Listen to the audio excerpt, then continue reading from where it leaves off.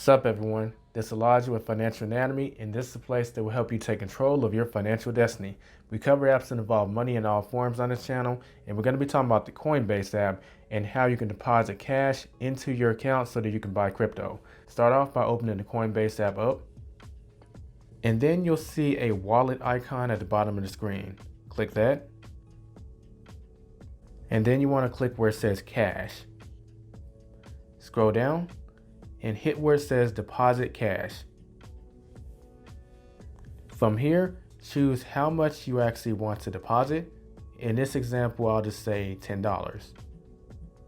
Next, you'll have an option that's going to automatically be selected if you have payment methods established, or this section will be empty, but you want to click on where it says transfer from. From here, you can select exactly what method you want to use to transfer the money from. I'm going to add a new payment method for this example. So I'm going to click on add a payment method. Then choose whether it's going to be a bank account, debit card, or if you're going to use PayPal, wire transfer, or even a gift card. I'll be using a debit card for this example. Next, you just enter the information for your payment method.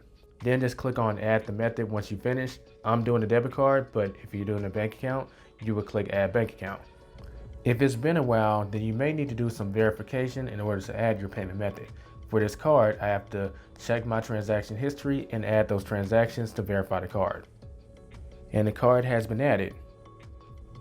Click on done. And now I'm going to click on preview.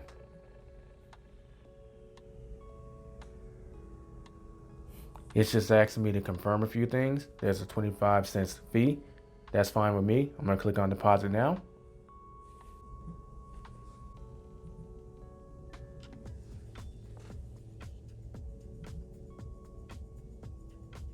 And the deposit is now complete. I now have money in my account that I can use to buy crypto. That does it for this video. If you have any questions or comments, feel free to leave them in the comment section below.